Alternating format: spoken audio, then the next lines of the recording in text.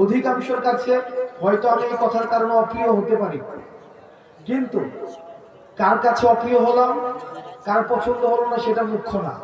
মুখ্য হচ্ছে আমার ইসলাম আমাকে কি বলে, আমার দ্বীন আমাকে কি শিক্ষা দেয়।